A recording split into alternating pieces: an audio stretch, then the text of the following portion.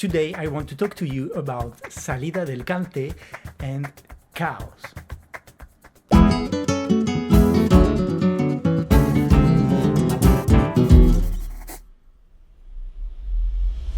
Hi, this is Guillermo Guillen for FlamencoMAPS. Welcome to my channel. Whether you dance flamenco, you sing flamenco, you play guitar, you play palmas, you play cajon, or you just love it and you want to understand how it works. In this video, I will explain 6 aspects of the Salida del Cante that you should be aware of if you really want to know the cante.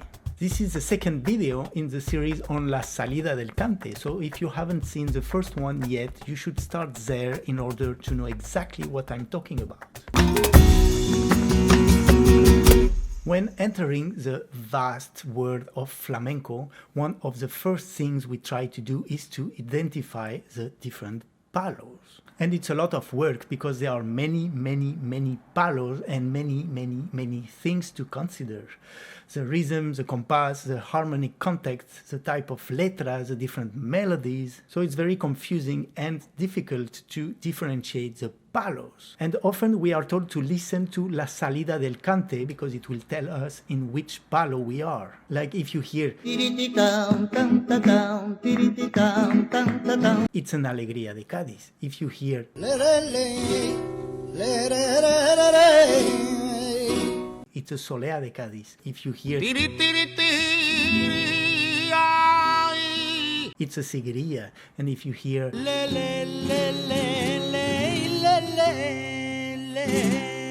it's a tiento. So yes, it can really help, but careful here. It is also a very dangerous shortcut for the identification of palos and styles. Knowing and understanding the cante goes far beyond the salida. I understand that for educational purpose we tend to say these kind of things, that a siguiriya begins with Tirititiri. But as always in flamenco, it is safer to talk in terms of statistics. The salida can give us a clue about the palo that is being interpreted, but it is not 100% reliable.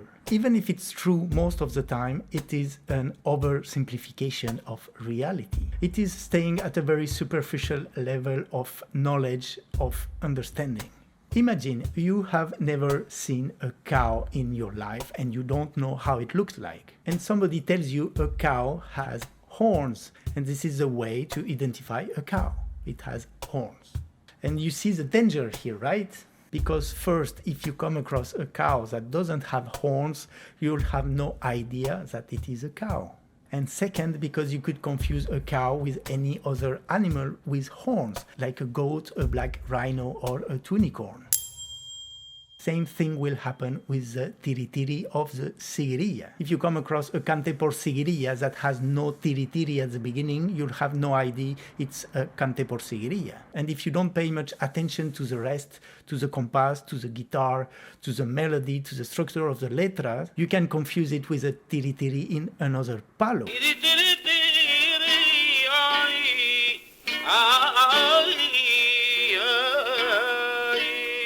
In other words, we shouldn't confuse an attribute with the essence. The tiritiri or the horns are an attribute, a possible element in a cante por siguiriya or on a cow. But the essence of a cante por siguiriya or of a cow is defined by many other elements. I think it was clear, right? So let's leave the cow for now and let's have a closer look to the things that can happen with a salida of a cante.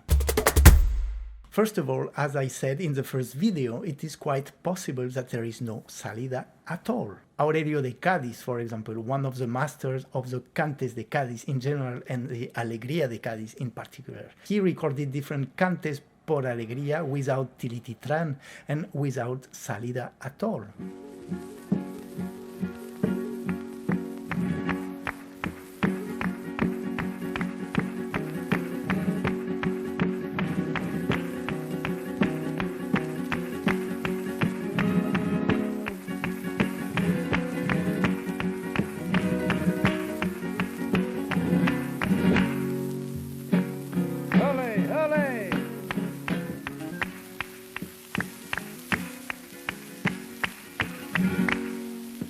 La agüita y no la menor,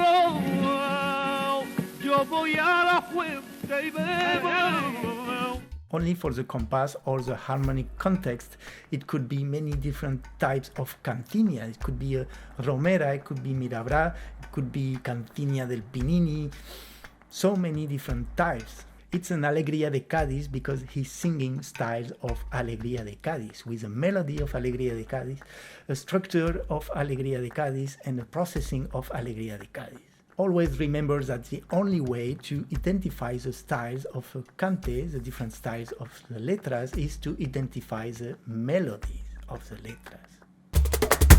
Many times in a given palo, there are different options for a salida. We have the choice, we don't have to stick only to one possible salida. Although it is true that often, and especially nowadays, a cante or a baile por ciento starts with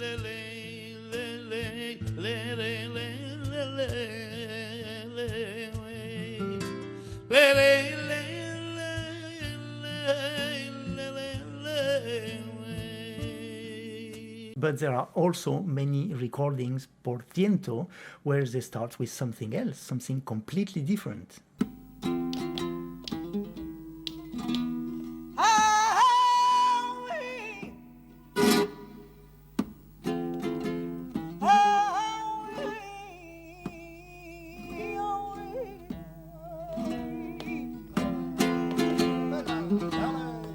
And there is a very important problem here. The simplification, the standardization of the cante. The cante is very, very rich and varied. There are many styles, many melodies available in most palos, but often we hear, we sing, we dance, we use the same ones. This is true for letras, for lyrics, for melodies, styles, and also for the salida del cante. The more we listen to cante, the more we realize its diversity and its richness. There are treasures out there waiting to be heard and to be picked up. But where does this variety of salida come from? I mean, at the beginning, someone had to create them, right? Flamenco evolves this way. Somebody creates something new, usually starting from something that already exists, modifying it. That new version, if the artist and the audience like it, it will become popular, it will spread. More and more singers will sing it and the audience will like it, expect it, and even ask for it. This is part of what I call musical Darwinism, the survival of the fittest. This is what happened with Ignacio Espeleta's famous Tirititrán. Legend says that one day Ignacio Espeleta was singing Por Alegría and he forgot the lyrics and he just improvised the Tirititran. It means that before Ignacio Espeleta, no Tirititran. I don't know if the legend is true, but it illustrates my point. It became popular. Today everyone knows it, expects it, wants it. So what was once a personal salida became the traditional salida. And it also means that maybe one day someone will come up with something else, something better, something that people will prefer, and that will replace the Tirititran. Musical Darwinism again. But let's never forget that it makes no sense to repeat without questioning, without changing, without interpreting, without reinventing what previous generations of artists did before us. We must be inspired by them, obviously, but there is no point in only imitating, copying. Flamenco must be personalized, customized as soon as possible, based on our taste, our capacity, and also based on the knowledge of traditional forms. You know that in traditional flamenco there are no songs but cantes. And most of the time a cante or a baile is a puzzle, a combination of different letras, of different styles, which belong to different families or even different palos. It is therefore very difficult for a salida to embrace all the cantes that will be interpreted in a cante or a baile, especially since the singer doesn't necessarily know what he or she will sing when he or she begins. We are told that the Lerele is typical of the styles of soleá de Cádiz. But what if the singer sings a mix of different kind of soleá? Because this is what happens most of the time. In a cante or a baile por soleá, you will probably hear many types of soleá, many different styles of soleá de Alcalá, soleá de Triana, soleá de Córdoba, soleá de Cádiz, soleá de la Cerneta, or even letras de bulería por soleá or de fandango por soleá. All that with why not a Lerele at the beginning. It's very confusing, right? So how do we do? Nothing, just be aware that the Salida was a Salida de Soleá de Cádiz, but it doesn't mean that the whole cante or baile is made of letras de Soleá de Cádiz. And we always come back to the same point. If you really want to know the cante, you need to know the different styles in detail. More than the Tirititrán or a Lerele or whatever, it's also convenient to consider the Salida del Cante as a moment, as a piece, a Lego in the structure of a baile or a cante. From a functional perspective, the content of the Lego Salida del Cante doesn't matter. What matters is that in a traditional cante or baile, we expect a Lego Salida del Cante. And its function is the presentation of the cante. That's why many times you'll hear other cante elements like a letra, a coletilla, an estribillo as a salida del cante. For example, here Antonio Mairena starts a cantiña with an I and a coletilla.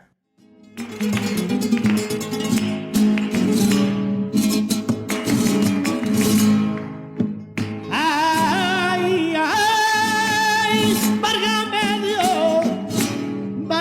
Dios. Cuando te llamo, como no viene.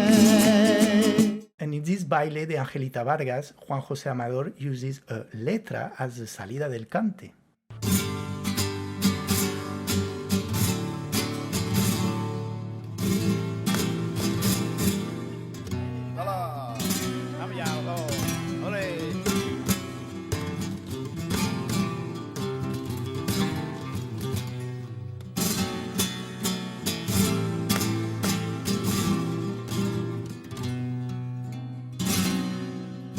Ay, que trabajito a mí me cuesta pa' encontrar mi bienestar.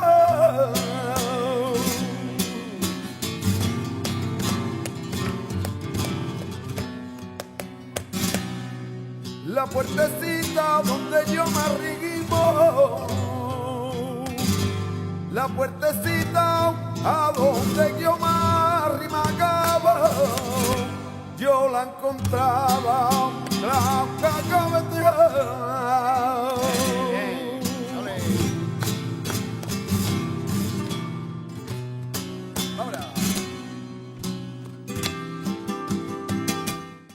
And it leads to the next traditional Lego of a baile, the salida del baile, or llamada.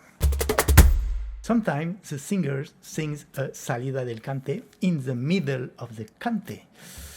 Usually it is to signal a change. We switch to another family of styles. We switch to another key, another harmonic context. For example, here Paco Taranto starts a cante por tango with styles de Triana, de la Niña Los Peines, mainly in flamenco mode based on the Andalusian cadence. Right after that, the guitar de Pedro Sierra switches to the minor key. And right after, Paco Taranto sings a salida in minor to mark the transition to the tangos del Titi in a minor key.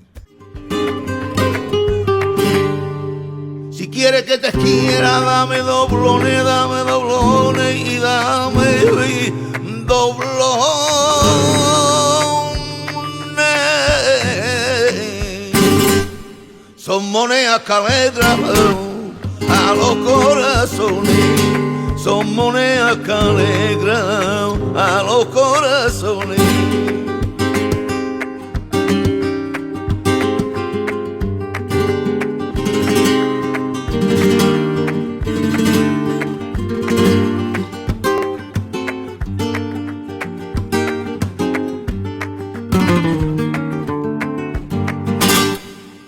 Trin tin tran, trin tin tran tran tran tran tran tran tran tran, ay tran tran tran tran tran, ay tran tran tran tran.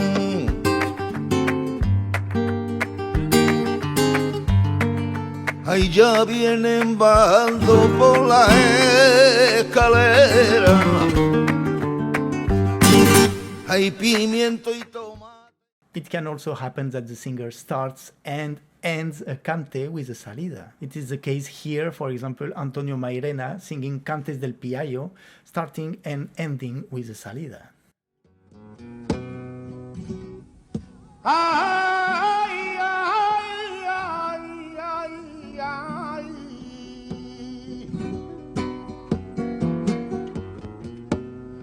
Ay, ay,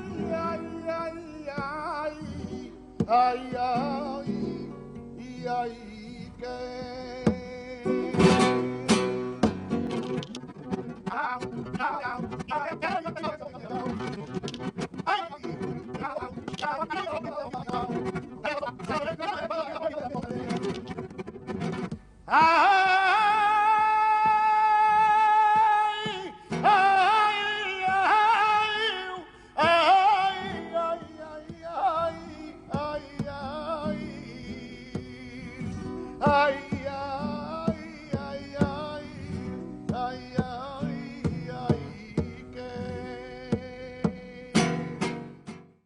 Or Camarón here singing Cante del Piallo, but he's only singing the salida at the end of the cante.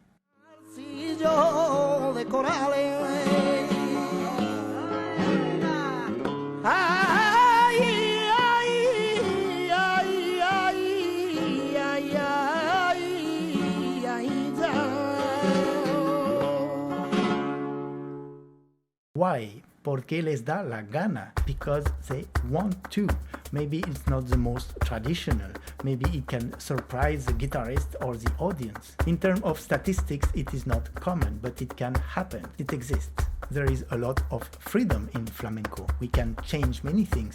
We can break the rules. We can change, we can distort the standard traditional form, and we are free. But in order to do that properly, we should know the rules, know the forms at first. Do not trust the salida del cante too much when you want to identify a palo. It is a dangerous shortcut to think that it gives us precise and definitive information. But perhaps the most important lesson is this. The salida del cante is not just a tool for identifying a palo.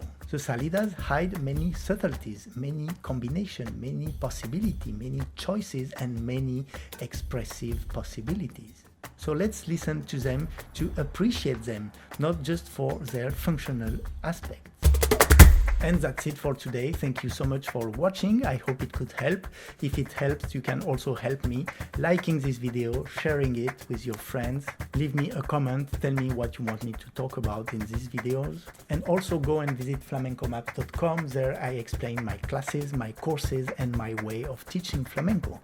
I see you there. Till then, don't forget, learn flamenco, make it fun, make it different, make it your own, and play palmas, and listen to Cante.